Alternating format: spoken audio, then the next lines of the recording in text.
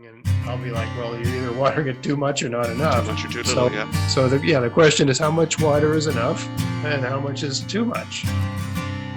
Yeah. Easy question to ask, no problem. Yeah, easy question to ask, hard question to answer.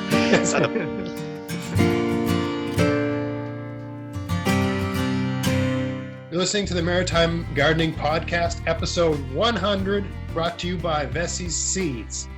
Hey everybody, it's Greg here with the Maritime Gardening Podcast, and I've got author Keith Reid back with us to discuss his book, Improving Your Soil, a Practical Guide to Soil Management for the Serious Home Gardener. You know, really, I think the title on the back, it says it all. Better soil equals better gardens. I couldn't agree more. Maybe that should have been the title. And it's an honor to be here for the 100th podcast. That's an accomplishment. Exactly. I think this is year 5. So I said I'd stick it out for 5 years and see where it goes. And this is the year it's actually starting to, everything's really starting to click. Okay. So who knows exactly why that's the case, but you got to take it when you can get it, right? So Keith, other than being an author of this book, why don't you tell us a little bit about yourself so the viewers know who I'm dealing with and why I'm, asking you for all of this information about soil. Okay, and I guess my background, soil scientist, raised on a mixed farm in Bruce County, Ontario. Have had my hands dirty from the time I was very small, and went off to university. Actually started in geography and then switched to back to agriculture and into soil science, and it's been endlessly fascinating. I've been lucky to have been able to make a career out of it. I've worked in private industry, I've worked in provincial government, now the federal government, and always had a garden on the side. And so this book was an opportunity to put those two loves together to say, okay, how can we translate what I know about soils into a way that somebody with a home garden can make use of? Because it's wonderful to have knowledge. It's even better if you can interpret it in a way that makes life better. This is the perfect book for that. I mean, I'm not getting anything from Keith's publisher, Firefly Books. This is, this is the best book. Like, if I'm still not done reading it, I'm around chapter 11, I think, right around now. I'm about this far through it, and I mean, I sort of have a method for reading knowledge books. Like there's fun books and there's knowledge books. This is kind of both, right? Because it's a knowledge book, but it's something I'm deeply interested in. So I sort of meticulous in the way I read. I basically read it through meticulous once, then I read it again, and then maybe I put it away for 6 months, and then I read it again. And by that point, most of the information is sort of in my head.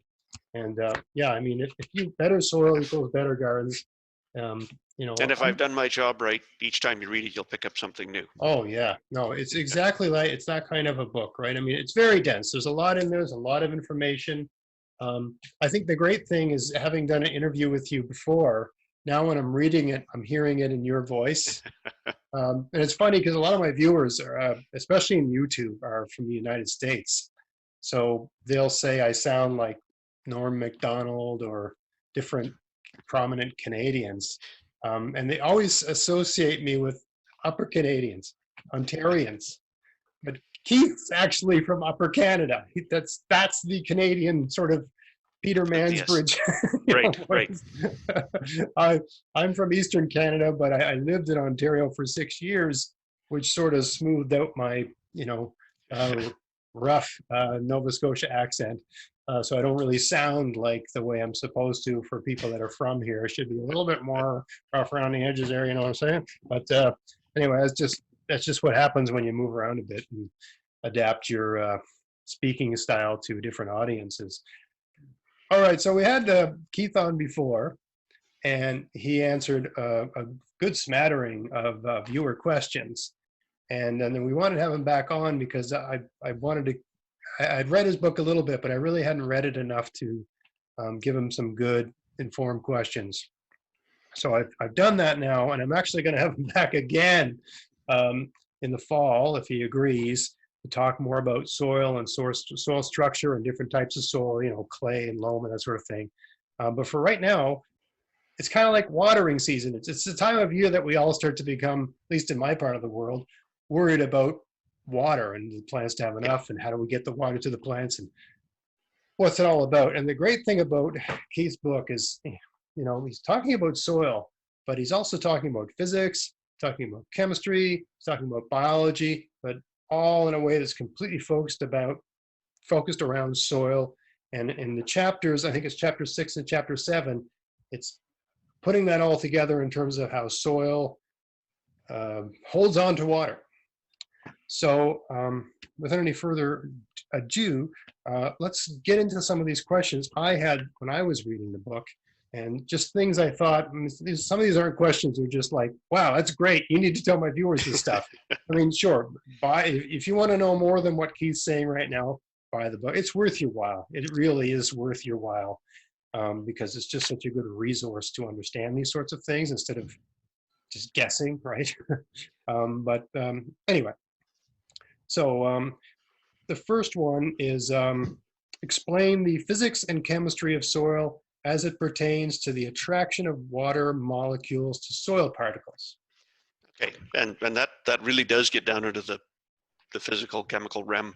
It's water. It's we call a polar molecule. It's got oxygen, 2 hydrogens, and the 2 hydrogens have a positive charge with it. It's not a full charge, but the oxygen is negative, the hydrogens are positive, which means opposites attract. They will stick together, and it will stick to any charged surface.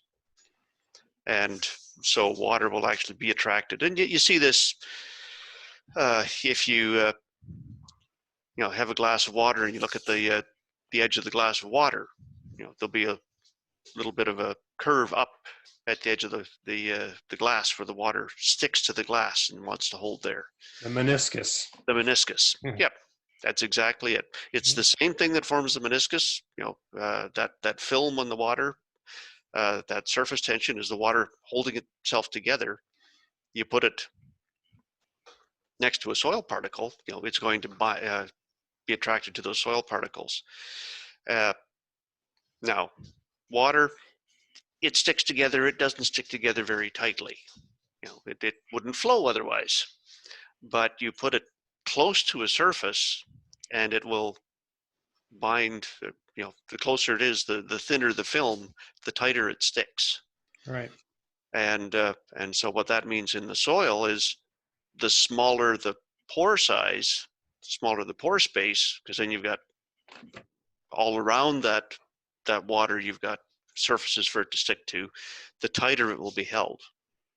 Right. And so really that's what it is. It's the thickness of that layer of water. And that's why if you've got a dry soil, water is going to bind to that soil very tightly. If you've got a wet soil, you're going to have some that's bound tightly, but you've got a lot more that's held loosely. Right. And will move much more easily. Can you actually, this wasn't one of my questions, but it's related to, because I think this term might come up as we go through these questions. And I think it would help people to understand some of what you're discussing with this question. Maybe you could explain to the viewers what is meant by the term soil solution. You use it a lot in your book. Okay, yeah, and a solution, it's just water with something dissolved in it. If you take a glass of water and put some salt in it, or put some sugar in it and stir it up, that dissolves, so it goes into a true solution. It's not like, if you took some soil from the garden and put it in your glass and you mix it up, it's going to stay as a suspension. You can have particles in it, but that we're talking about stuff that dissolves in the water, in the soil. There's enough minerals in the soil that any of the water in the soil is going to dissolve some of those minerals. So it's never going to be pure water. It's always going to be a solution of water and something else in it, which it can have some impact on how the water behaves in the soil. But I think it's good to remember that, yeah, we may talk about soil water, but really when it's in the soil, it's a solution of water with something else in it. Okay, so yeah, that term is just it's the water that's in. It's not about the soil really. It's the water that's in the soil and the stuff that's dissolved in the water. And if you think about anything getting from the soil to the plants, it's carried by the water. It's got to go from the soil to the water to the To the plant. water, but to the water, and then that's carried to the plant. I see. So that's Yeah. why. So that's why it's important that it's a solution, that that's actually carrying the minerals I see. to the plant. So the water is the highway, Exactly. in a sense, the That's way. it. Yeah. It's the medium that allows the nutrients to go from the one. Exactly. Yeah. Plants aren't getting stuff from the soil; they're getting stuff from the soil solution. Right. The soil solution is getting stuff from the soil via other means, which I think we're going to discuss as we go along here. Right. Okay. So, all right. That's useful, though. It's useful to understand because basically, if you don't have a certain moisture level in your soil, you don't have the soil solution you need, and the magic is just not going to happen. It's not going to happen. Yes. Okay. So, in your book, you make the distinction between gravitational water, available water, and unavailable water. Sounds self-explanatory, but I never really thought of it this way. Gravitational water, available water, and unavailable water. And also how these relate to field capacity and wilting point. This was a really good thing for me to realize. So can you explain these terms a little bit and what they mean and how they're related? Yeah. And this comes back to water sticking to the soil, and the thinner the film, the tighter it's held. And I like to think of the soil not so much as a bunch of solids as a bunch of holes. Bunch of holes. The things that happen in the hole, but there's all different sizes of holes. There's little holes, there's big holes. So the big holes, they hold the water loosely. There's some held along the edges, but not held very tightly at all. The fine pores, that water's held very tightly. The gravitational force, we're familiar with it. That's what keeps us stuck to the earth. We can't. Some of us can't jump very high because of gravity. If you've got a large pore, that water is held loosely enough that the gravitational force dominates, and it will drain downwards with gravity. That's why we call it gravitational water. It will drain freely. And when it drains, those pores will empty out and fill up with air. Right. Field capacity is when those large pores have finished emptying out, when gravity has finished doing its job. So those big pores have emptied out. There's still a lot of water in the soil, but it's in those finer pores. And it's held just tightly enough that gravity can't drain it out of the soil. Force of the gravity is not as strong as the attraction of the electronic sort of. Yes. Yeah. So if you think of if you have a sponge in the sink, and you pick it up and it will drain out, but when it finishes draining, there's still a lot of water in it. That's a really good analogy. Yes. Yeah. And so what drains out freely is gravitational water. That's a great analogy. Yeah. If you squeeze that sponge, you put extra force on it, you can squeeze more water out, and that's equivalent to the available water in the soil. The squeezable. The squeezable water, yeah. Right. It's held loosely enough that plant roots can absorb it. Right. The plant roots will be actively, pulling water out of the soil, and it's held easily enough that the plant roots can extract it. The same way you squeeze the sponge, you can get a lot of water out of it, but when you finish squeezing, the sponge is still wet. Yes. And you can't squeeze it anymore. You can't get any more water out of it, but it's still wet. Yeah. The same way in the soil, we have water that is held so tightly that the plant roots cannot extract it. I think that's a tough one for people to understand. So you've got soil, the roots are in the soil, and there's water in the soil. Yeah. But the plant literally can't get that water out. That's the unavailable water. That's the unavailable water. Even though it's there. It's there. Yeah. So if you take a soil sample, that it looks dry, the plants are wilting. And the term we use is permanent wilting point. So if you think about it, if it's as the soil dries down, you'll have some plants, they'll wilt during the day and then they'll come back at night. Yes. There's more evaporative demand during the day, or more demand for transpiration during the day, and the roots can't keep up. But then at night it cools Oh. down, and they can get just enough water from the soil to come back, and then eventually you get to the point where no, it just doesn't come back, and that's the permanent wilting point. Oh, I see. And I just moved a bunch of plants, so I had that phenomenon going on where during the day they just go, oh, and they just die, sort of thing. They look dead. And then, in the morning when I go out and check the garden in the misty fog of the Maritimes, It's a miracle they're alive. they come right back. So it's not that there wasn't enough water in the soil. It's just that plant, especially since I disturbed the root system, Yep. could not keep up with the transpiration of the Right. foliage. I Yes. see. Right, Yep. right. Yep. But when that can't even happen at all, That's the permanent wilting point. So that's when plants would die or go dormant. It depends on the species. they can't even come back at night. A drought tolerant plant will go dormant until there's more rain. An expensive transplant for something you buy at the nursery and spend $60 on will just die. And so we talk about plant available water. It's that water between field capacity when it stops draining and the permanent wilting point. Right. So yeah, I guess I think we're going to get on this a little bit, but that's why it's so important to have a soil structure that enables a maximum field capacity.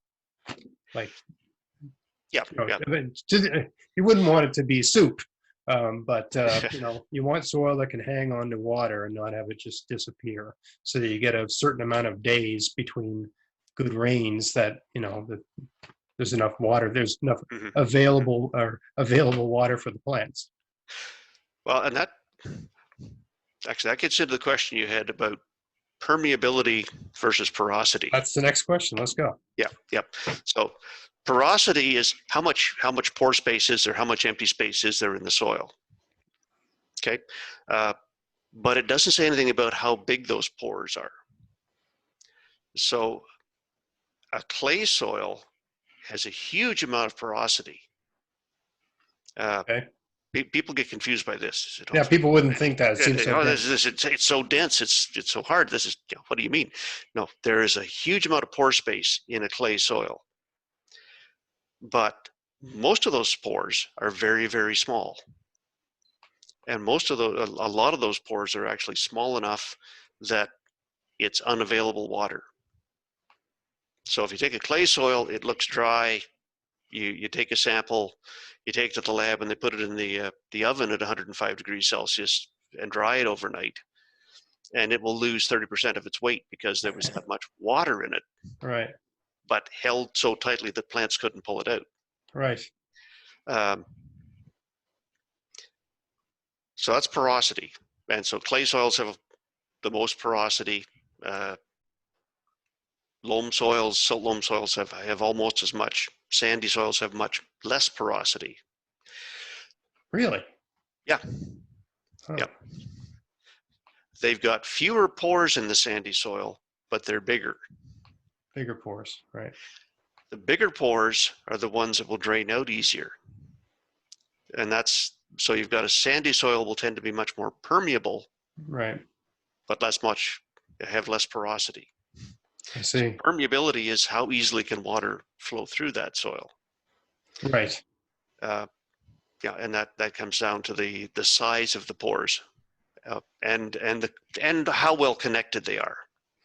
Because you can have a clay soil that's got a few very large pores that aren't connected to anything. Well, it's not going to be very permeable. Right. But if you've got a clay soil with good structure, it's got a mix of fine pores, medium-sized pores, and then the large pores that can conduct water fairly easily. Right. So permeability is hugely important for drainage. So if you get a heavy rain, that the water doesn't pond on the surface, that the soil doesn't go anaerobic. But if you've got permeability without porosity, you don't have enough, if you like, available water because there's just not enough pore space in the soil to hold it. Right. Yeah, yeah. It also relates to the air content of the soil. Okay.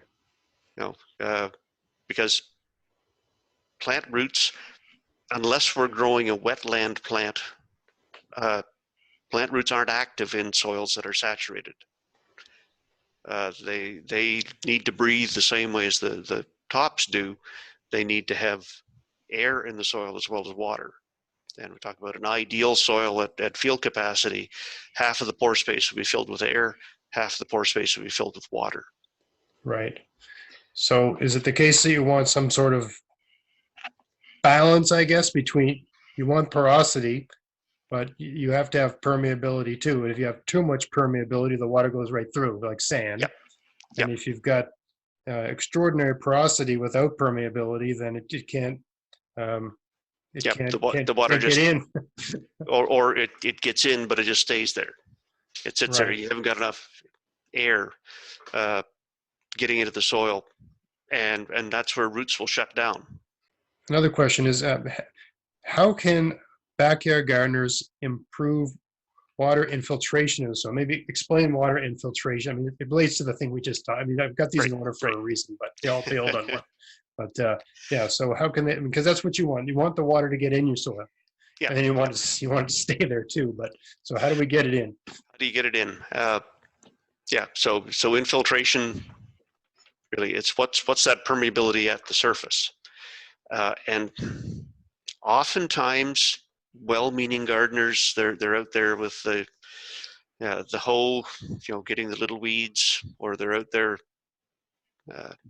taking seriously the Chinese proverb that the best fertilizer is the farmer's footsteps, and walking on the garden regularly.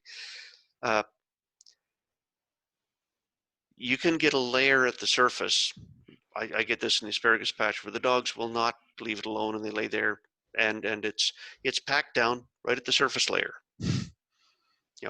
Uh, the structure's been broken down. It's much finer there, and so you get a layer that really doesn't have a lot of permeability, doesn't have a lot of large pores left in it. And if we get a heavy rain, that just seals up, and the water runs off. Pools up, whatever. It And pools on top. And, yeah, it doesn't infiltrate in very well. right. An ideal soil, you've got that open, fluffy structure right to the surface, with enough of the larger pores that when it rains or when you put the sprinkler on, that water can soak in quickly. Right. So first thing is, if you've got a good amount of organic matter in your soil, you're going to have a structure that's going to stand up a lot better to abuse. Right. The standard, what we call the builder's loam, the stuff that's left over when they build new subdivisions that really has very little organic matter in it, and it's compacted to start with, is not going to be very permeable, or it's going to tend to seal off much more easily than a soil that's got good organic matter. That's first thing. If you can grow, that's where things like cover crops come in, or just having plants in your garden that are growing, that have fibrous root systems that will actually give more of a scaffolding to hold that structure together, will help to keep that more permeable. The next step is not messing up what's there. So don't over cultivate. Can I just get a clarification on what you just said? So you're saying that if there's something growing in the soil, it's basically a hole through the soil, right? It's basically something that goes into the air and down to the soil. So when you're saying scaffolding, that's what you mean. It's a thing that you've got something in the soil that's both above the soil and below the soil. So it's a means for water to get in. Well, that's part of it. You're creating holes in the soil. The other part is those fine roots actually bind the soil particles together. Okay. So they don't break, the structure doesn't break apart as easily. I see. Okay. So that's, and that's for, not every gardener is going to have time or space to be able to put cover crops in. But if somebody says, okay, I want to do it right, taking a year and planting some oats or some rye and leaving it, even turning in a couple of crops of that will really help to build the soil structure. What is that? This has got nothing to do with the questions I had here, but people are often saying to me, you need a cover crop, you need this, you need that. And I'm like, look, I got frost in May and I got frost in September. What the hell is this cover crop thing? I can't plant like some thing, like it's such a short growing season here. Mm-hmm. In an extremely short growing season, does a cover crop mean letting let's say someone like me whose garden's compartmentalized, so I've got bed, all these different beds. Might a cover crop mean kind of like letting a bed go fallow for a season? Okay, this season I'm going to just put some alfalfa there, just going to let it do its thing. And then at the end of the season, I'm just going to cover it with some leaves and it's all just going to rot away.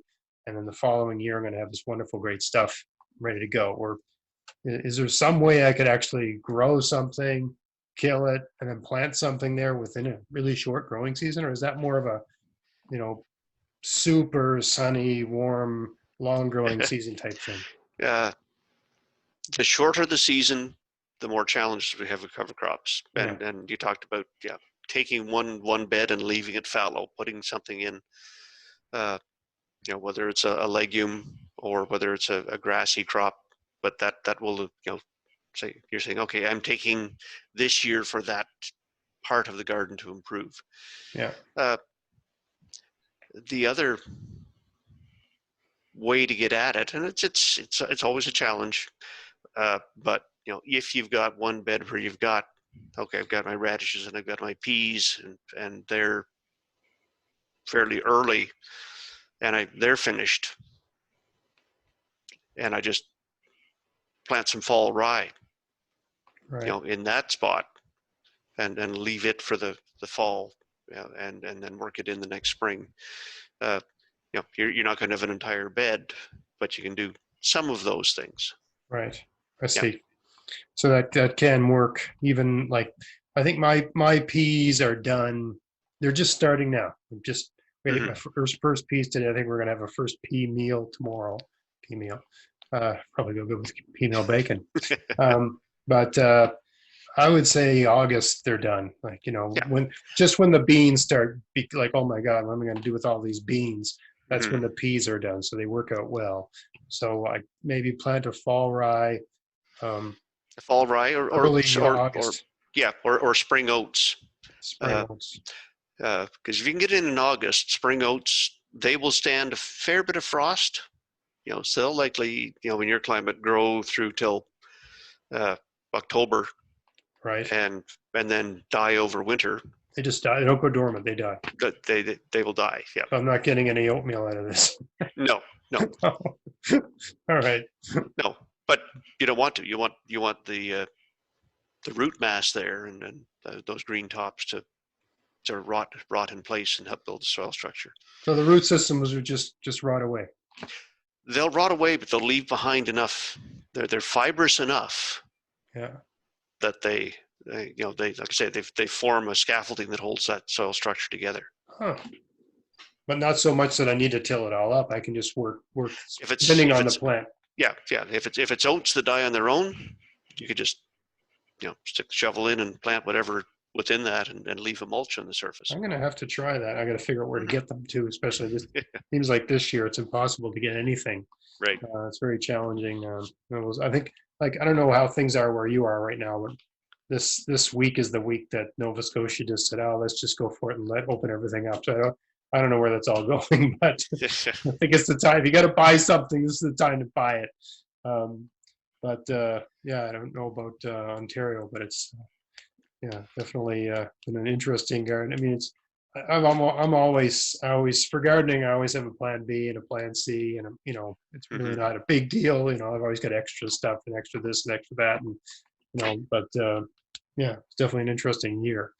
I know Ontario is not without its challenges in this thing either. Yes. We're actually at the point now where we're seeing big bags of flour come on sale at the grocery store because the stuff that came in when people were panic buying is not really going out the door as quickly anymore. So I had an aunt that was telling me she couldn't. She put something on Facebook the other day. She goes, "Hey, I finally got some flour." yeah. Which man, that's crazy stuff. Someone like me, I make all my own bread. I make sourdough bread. I've been doing it this whole time, and I buy these giant bags of flour, and I always have lots kicking around. I know some of the grocery stores ran out of flour here. Yeah. But the place I go that sort of sells to restaurants, it sells like those big, like, 20 kilogram bags of flour. It never ran out. Right. Because I've always been mystified at that. People buy like a tiny little thing of Robin Hood flour to make bread. Whenever you get like the price, like it's so, I think I can make bread for like 30 cents a loaf. Yeah. That's electricity included. Anyway, totally off topic. All right. Yeah, back to what's going to help water infiltration. Yes. Yeah. So cover crops, building soil structure, staying off the soil. Right. Especially when it's wet. Yes. Just stay out, stay away, leave it be. Don't overwork the soil. The rototiller has a place, but it's often overused because you can beat the crap out of it, and you can take soil and get rid of the big lumps, but it's awfully easy to go too far and leave that soil in pretty rough shape. The other thing is if somebody's not patient enough and goes out before the ground is really fit, you'll just smear the bottom of the layer with the rototiller. So you may have water that infiltrates and goes down the depth you tilled and just stop and not go any further because you've totally sealed that. Oh, you mentioned this in your book about that sort of thing. There's a certain time of the year when it's just too wet to be doing that sort of thing. Yeah. Right. Yeah. Well, and most people are sensible enough to say, oh, it's okay, it's wet, I won't go. And then 3 days later it's saying, oh, it looks dry, I should be able to go. And it's dry on top, and it's not dry 6 inches down. Right. Yes. Yeah. Yep. And then the final thing is, putting a mulch on the surface. Yes. That will help to keep, it's going to keep the soil from drying out and sealing off, because actually soils that get too dry can go what they call hydrophobic. They will actually repel water until they wet up again. Right. If you have a mulch on top, it keeps them moist enough that never happens. It also keeps the biological activity happening in the soil. So you've got the worms that are active and they're keeping those pores open. Yes. And it's physical protection for the soil to keep it from getting sealed over. So.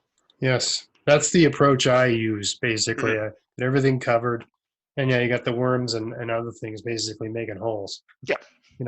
And they're solving and you've got other things, because I don't really till my garden, so you get a lot of root systems. Just I've got kale stumps, look like stumps of trees. I got mixed feelings about leaving kale, because there's so many kinds of pests that love kale, and it's really the only plant I have in my garden that's I have to, that whole family, the brassicas. Yeah. I got certain kinds of moths that have caterpillars, flea beetle, slug, snail. It's every other plant in the garden. Really, it has a little bit, but really it's nothing. It's nothing. Even every other plant can shrug it off, but that whole family. The brassicas seem to attract it. Yeah.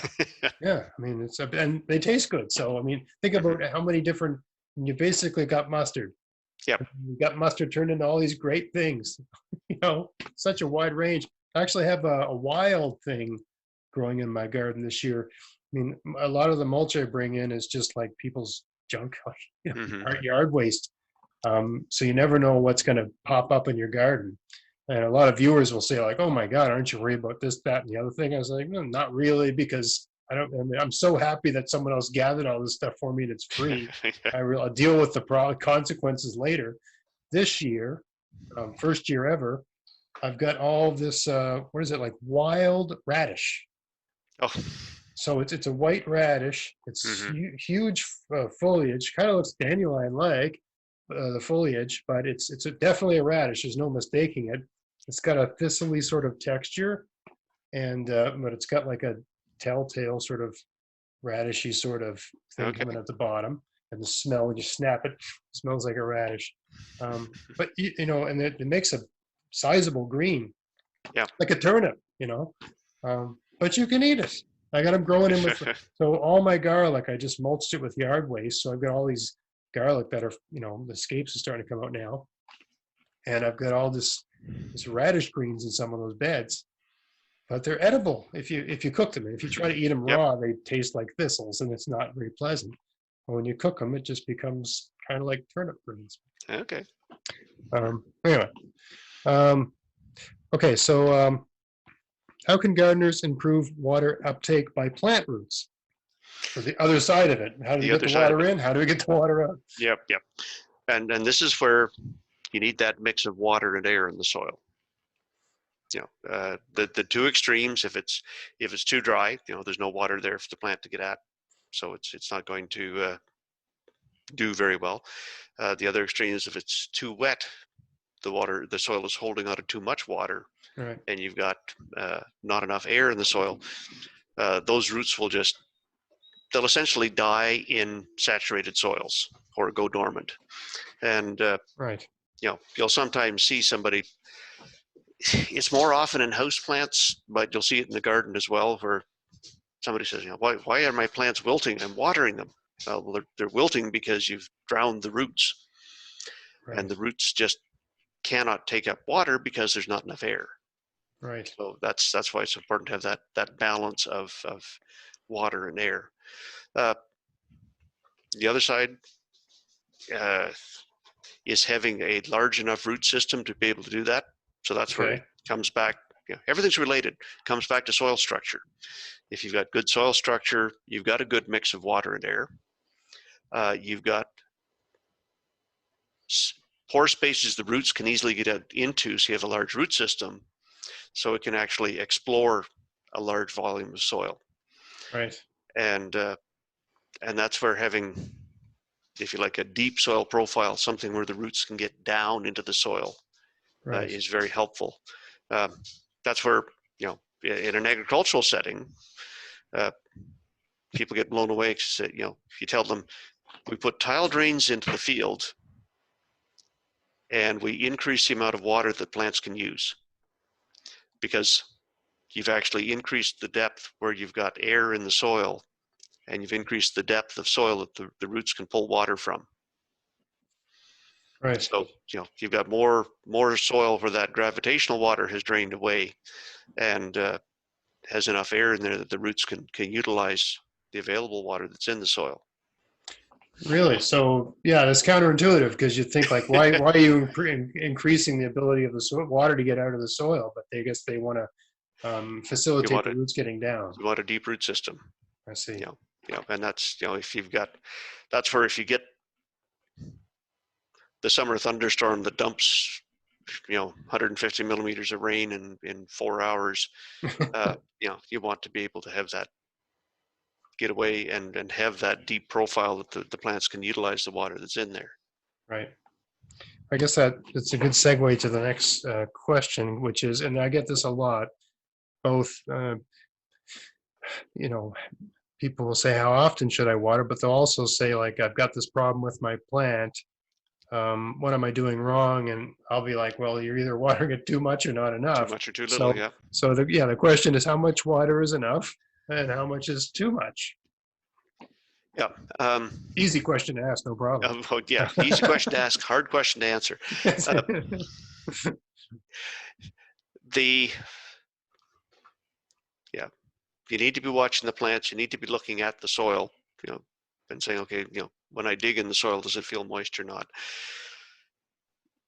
Any kind of a reasonable garden soil should be able to hold water, a week's worth of water. Uh, you should be able to restrict your watering to once or at most twice a week. if we aren't getting regular rain. If you're watering more frequently than that, what's going to happen is you get shallow roots that are in the soil zone that dries out very quickly, and nothing going deeper because they've never had to. Right. And the tendency, if you're watering frequently, is to put on a small amount each day, and then it doesn't get down into the soil, and you actually get moist on top, dry underneath, and it's not until you get enough. That does two things. One, you've got a shallow root system. The other thing is you've broken the continuity of the water in the pores. Okay. If you've got a soil that's evenly moist from the surface down, down to the water table, it will actually pull water up into the soil. Oh, through capillary action. Through capillary action. I see, you're right.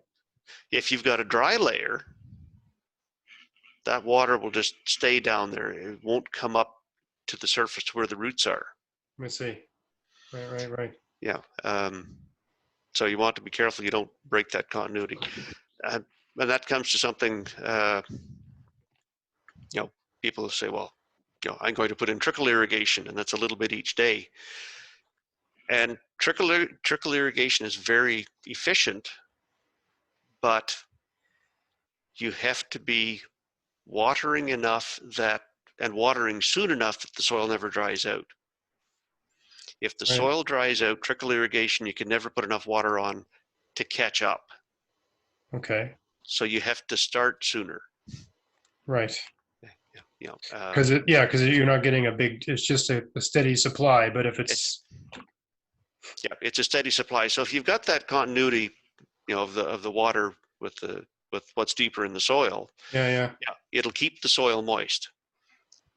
But if you let the soil dry out, well, you're going to have a puddle of wet surrounded by dry, which means you restrict your root system to that puddle of wet, and the plants will never do as well. And you will actually, in some years, you will actually use more water with trickle irrigation than you would with a conventional sprinkler. Really? Right. Because the sprinkler, you would tend to water less frequently. But hit it. Water. You're trying to put water that's going to soak in 6-8 inches or a foot. Right. I think sometimes people get even me, I get into this dilemma when you've got really, really young seedlings. You're really tired. So the roots aren't that deep.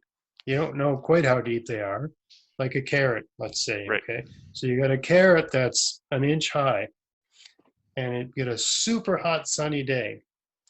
And so you don't water it because you watered it the day before. And then you get another super hot sunny day, and you're like, because the roots aren't down that deep, and you're like, just should I water it? Should I leave?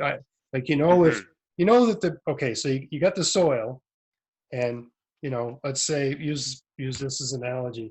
The soil is like a cup full of water, and the water's going down, right? And the roots going down into the cup.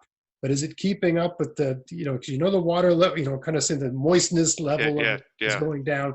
Can the roots keep up? To some extent, that most plants, the seeds, they're evolved to handle that, because that's just you got a rainy season, and then things just dry out and the roots get deeper and deeper, and they can keep up with it. But when you've got a semi-artificial sort of gardening, that the weeds can do it. You sure as hell do it. But some of your cultivars, and you don't know if they can do it. I always get certain things, like I don't worry about potatoes and some things like that, but carrots, for some reason, I'm always worried. Like, are they keeping up? Do I need to water that? Am I gonna they're slow off the start, so it's always a concern. And you don't want to see them germinate and then get stranded in dry soil. Which can happen. The neat thing is, that's where a trowel is useful, and just dig a hole. The neat thing about the way water behaves is it will flow faster through the big pores than through the small pores, and it will flow faster in wet soil than in dry soil. So whether we're looking at infiltration from the top down or capillary action from the bottom up, you can see a definite wetting front. Right. You'll see a line that's moist on one side and dry on the other. Yeah. Yep. Yep. And it's very distinct. Like a strata. Like a strata, yeah. Yeah. And so you can look at it and say, oh, okay, my seedling, or my seeds are here. I expect the roots to be a half inch into the soil, and my moist soil is down 2 inches. Maybe I better water. Right. Okay. Yeah. Well, that's But a good. Yeah. To take a little cross section sort of thing. Yeah. Yeah. Assuming you know how deep your roots are. It's always a judgment call. Yeah. Yes. That's exactly. But yeah, if you're okay, the seeds are an inch high, and that what you call it, the moist level, that's The 6 wetting inches. front. The wetting front is 6 inches down. Yeah. It's not going to get there. Exactly. All right. So yeah, how much water is enough, and how much? I mean, what you're saying is you really have to be in touch with what you're growing and your soil, and you got to be plant-like. You got to be plugged into it and just be aware of what's going on and the needs of whatever you're growing, and everything you're growing has different needs. And like something like a potato, when I plant that, I stick them about 6 inches down, then I put a mulch on top. I never water them. Who cares? You've got Problem a lot, solved. and lots of root there that's going to get down. Yeah. And lots of, if you like, lots of spare energy there in the seed piece. Yes. Get a root down. Yes. Compared to a carrot seed. Yeah. I mean, the potato has water in it. It's it's got its own water source. It's the real survivor. But then something like a pumpkin, right, where if you can get the roots in there, and it's once the roots are fully developed, they're amazing. But there's a period of time when a pumpkin's young where it's really difficult to know. I mean, if you have it in certain places, I have found that whole family, that pumpkin, squash, that sort of thing, it's no good planting them in the raised beds. I have the hardest time getting them to grow well. When I plant them at grade in good soil, it's effortlessly. You just stick a seed in the ground and do nothing. But when it's up a few inches from grade, and I mean, I live in a fairly wet place, but when it's up like 6 inches or a foot above grade, it is the most challenging thing, that the roots just cannot seem to get down to the water where it is. Maybe it's the kind of soil I've got, but Jesus, I mean, if you watch any of my videos, it's good looking soil. It's that black stuff that you grab it and squeeze it, it stays in a little snowball, but not too much. You just tap it, it falls apart. It's like great black, nice stuff from composting and all. It's but yeah. Anyway, getting off topic here. Okay, so how can gardeners improve the moisture supply in their soil? Yep. So this is a matter of, it comes back to permeability, getting the water to infiltrate. So whether it's rainfall, whether it's a sprinkler or trickle irrigation, that water can soak into the soil. So we're maximizing what's going in and minimizing what's running off. That's the first step. Second part, having a big root system so it can utilize the water that's in the soil. The third part is where we're playing around with if you like, the size of the pores in the soil, so we increase the amount of available moisture, that difference between field capacity and permanent wilting point, so that the plants can actually utilize more of that moisture. How do we do that? And it comes down to, a lot of the times it comes down to organic matter. Right. In a very sandy soil, the organic matter is actually acting directly like a sponge. Yes. So we've got the sandy soil. It just doesn't have pore spaces that will hold on to moisture very well. We put organic matter in there. You're directly adding something that's got a bigger range of pore spaces that will hold that moisture and act like a sponge, and be able to release that back to the plants.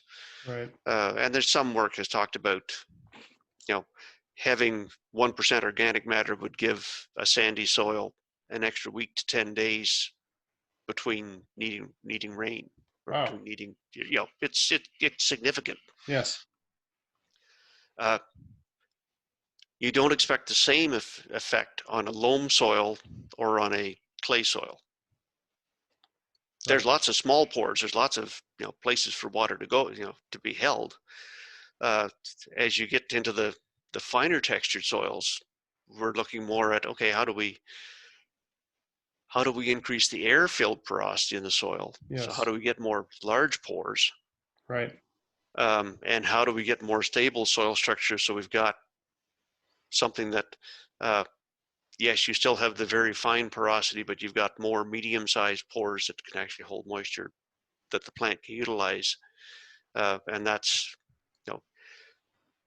you probably get, I'm speculating here, but you probably get more direct benefit from adding compost to a sandy soil and more benefit from a grass cover crop in a clay soil. Really? Because in the clay soil, that cover crop will have more impact on the soil structure. Oh, because it'll create that. Yeah. Yes. I see. Right. And I guess also by doing that, it's making that environment more favorable to the worms and that sort of thing, where they're creating their tunnels and all that sort of stuff. So they're allowing almost like I was going to ask you, what about the technique? I mean, the worms kind of do this. I don't do this because I've got that, but the technique of forking, where you jam a fork and you just sort of wiggle it around and jam it. You're putting, like a hay fork sort of thing. So you're putting holes, foot deep holes in the ground so that the water can get in there. Is that what you do if everything else has failed, sort of thing? Or I would say that's a last ditch attempt to if your soil is that bad that you need to do that. It's pooling and just running off. You gotta. The other thing is, if you're sticking a fork in and water's pooling and running off, you're actually deforming the soil. So yes, the water will soak in and fill up the holes you've made, but you've actually compacted everywhere around where the tine went in. Oh. So it can't easily get out into the soil. Right, you've made a straw.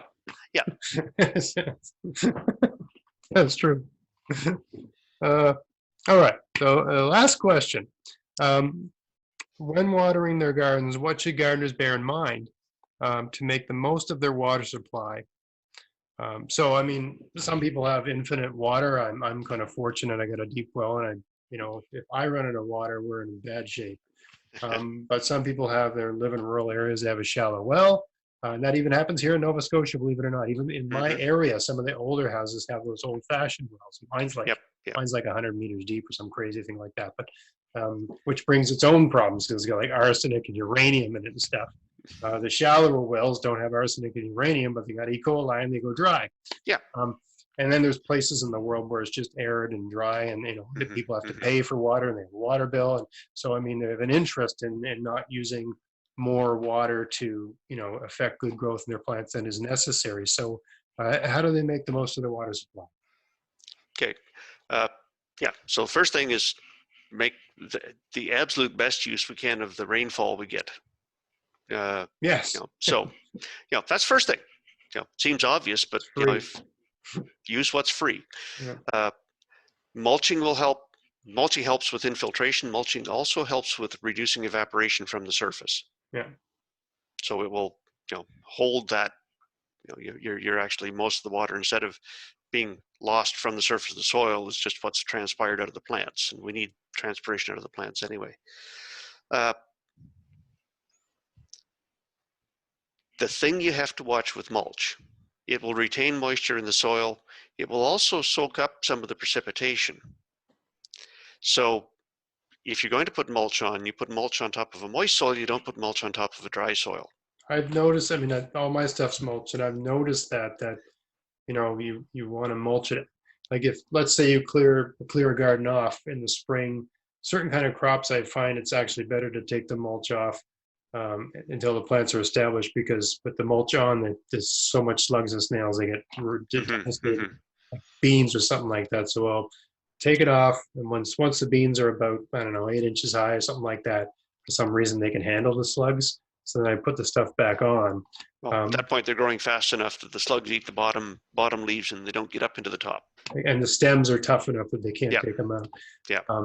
But I don't put that mulch on until there's been like a couple rainy days. And if it doesn't look like, if it's time to put the mulch on and it doesn't look like it's going to rain, I get out there with the hose and just give it to them and make sure it's really, I've gotten it down, and then I put the mulch on. Because if you get a light rain every night, it never gets in the soil. Never gets in. No.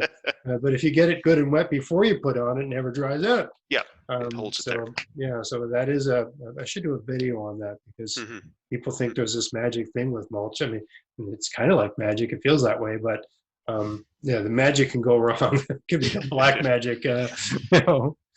Okay. We talk about mulching. We talk about taking advantage of the rain. If water's limited, you just water where the plants are. Right. You don't get a sprinkler and do the entire garden. You just do right directly to the rooting zone. We talked about trickle irrigation, where you may use more water in total over the season, but it's a little bit each day. So if you've got a shallow well, the shallow well can maybe keep up better. Well, it can keep up with it. Yeah, that makes sense too. Yeah, and not firing the water up into the air and having it all just aerosol sort of thing, just creating rainbows, double rainbows in the garden sort of thing. Which I like rainbows as much as the next guy, but and avoid watering midday on a hot sunny day. Right. Especially with sprinkler irrigation, you're going to, it's an effective way of cooling the garden. If that's your goal, then you would irrigate then. But for actually providing water to the plants, no, you want to, probably early morning is the best time, because the plants have a chance to dry during the day, so you don't get fungal diseases. Yes. But you're not going to lose it immediately to evaporation. That's the thing. I mean, the nighttime makes so much sense, because you put it on just before dark. There's going to be it's going to soak in. It's not very limited evaporation overnight. Logic. There's a logic to it soaking in, but you're asking for all kinds of other problems, and it brings out every damn pest in the world, and it creates the slugs are like, wow, man, there's a party. So first, as early in the morning as you can wake up, sort of thing, is probably the most ideal time, so it can soak in really good and have its effect, and then the sun can come up, the foliage can dry out, and the plant can sort of get back its disease and pest resistant properties that watering seems to interrupt. You haven't left it soaking wet, which is the environment that the fungal diseases really like. They always say don't put it to bed with wet feet, or something like that. Something like that, yeah. That's one of those rules of thumb. All right, well, that's all the questions I had from those two chapters that I thought I could. I mean, of course, I've got more, but that I could fit into an hour and make an hour out of. So I hope people found that useful. I mean, if you want to have a successful garden, aside from having good soil, and it's the end of June, there's nothing you can do but what you got. What you got's what you got right now. We're going to do a thing on soil in the fall, and that's when you can do something about your soil. But from this point of the season on, it's about having just the right amount of water, not too much, not too little. And hopefully this episode has helped you understand. It should be simple, but it's a lot of things you have to think about to make sure that works. Well, we always think of water just going down. Yes. Yeah. And the neat thing about water is in the soil, it will go horizontally, it will go vertically through capillary action, in those fine pores. It's only the very largest pores that drain out with gravity. So it can even go up into the sky. It can even go up in the sky. Exactly. So it's not as straightforward as one might think. Well, Keith, it's been great having you back again, and I look forward to having you again. Everybody, I enjoyed it. Everybody watching this, if you enjoy this podcast, you enjoy everything I'm doing here with the podcast and YouTube channel, we want to help support the channel. Sponsor this year is Vessi Seeds. use the coupon code GAVS20. Go to their website. If there's something as they sell that you need, buy it from them. Get yourself something you want, and that'll actually help support this channel because it'll convince them that, throwing me a few clams to get this all going is worth their while. So I hope you enjoyed this podcast. If you did, please like, share, subscribe. Keith, it's great having you on. And until next time, get out there, get at it, have fun in your garden. Thanks a lot, Keith. You're welcome. Here's to 100 more podcasts. Great.